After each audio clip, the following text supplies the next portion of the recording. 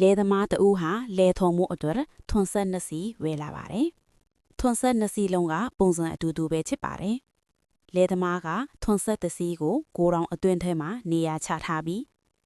နောက်ထပ်ထွန်ဆက်တစ်စီကိုတော့အသုံးပြုရလွယ်ကူအောင်ကိုတောင်အဝင်ဝနာမှာပဲနေရာချထားလိုက်ပါတယ်။နောက်ကနေ့မနက်မှာလေထွန်ဖို့အတွက်လေသမားကထွန်ဆက်လာယူပါတယ်။ထွန်ဆက်နှစ်စီလုံးကတူတူပဲဖြစ်တာကြောင့်အဝင်ဝနာကထွန်ဆက်ကိုမေယူသွားပါတယ်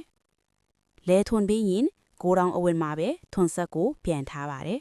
။ဒီလိုနဲ့ပဲလဲသမားကကိုတောင်အဝင်ကထွန်ဆက်ကိုတန်းလာယူလိုက်ပြန်ထားလိုက်နဲ့အသုံးပြုတာကြောင့်ကိုတောင်အဝင်ကထွန်ဆက်ဟာနေရက်တွေတိုင်းကိုအလုံးလုံးနေရင်းနဲ့သာကုံဆုံးခဲ့ရပါတယ်။ကိုတောင်အတွင်းထဲကထွန်ဆက်ကတော့အလုံးလဲလှုပ်เสียမလို့ပဲအရိတ်ထဲမှာတက်တက်တတာနဲ့သာနေထိုင်နေခဲ့ပါတယ်။တနေ့တော့လေသမားကကိုတောင်ကိုပြုတ်ပလင်မှာချက်တဲ့အတွက်ထွန်ဆက်နှစ်စီးစလုံးကိုနေရာတစ်ခုထဲမှာအတူတူပြန်ထားလိုက်ပါတယ်။ထွန်ဆက်နှစ်စီးပြန်ဆုံကြတဲ့အခါသူတို့ဟာအားတင်စွာနဲ့တယောက်ကိုတယောက်ကြည့်နေကြပါတယ်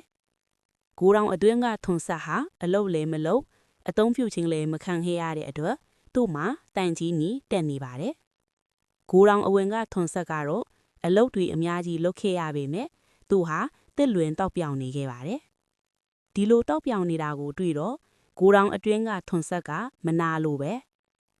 ကိုတောင်အဝင်ကထွန်ဆက်ကိုမင်းကနေတိုင်းလဲကွင်းထဲမှာအလုတ်လုတ်ပြီးနေရတာတော့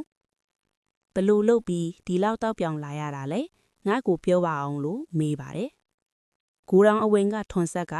တန်ကြီးတွေတက်နေတဲ့ကိုတောင်အတွင်းကထွန်ဆက်အမေးကိုဒီလိုပြန်ဖြေပါတယ်။ငါကနေလိုက်အလုတ်ကိုကျူးစားပန်းစားလုပ်နေတဲ့အချိန်မှာမင်းကအရိတ်ထဲမှာတက်တက်တသားနဲ့ပြင်းရိနေရဲ့လေပြင်းရိကြီးကမင်းကိုတန်ကြီးနီတက်စေခဲ့သလိုငါကတော့ငါကျူးစားအားထုတ်မှုကြောင့်အခုလိုတောက်ပြောင်လာခဲ့တာပါပဲအတူတူပဲကိုသူကဘာကြောင့်အောင်မြင်ပြီးငါကဘာလို့ကြံနေရတာလဲလို့ကိုအဖြစ်မတင်လိုက်ပါနဲ့ကိုတက်ထတသားနေချိန်မှာသူကအများကြီးစူးစမ်းနေကြတာဖြစ်နေနိုင်လို့ပါပဲ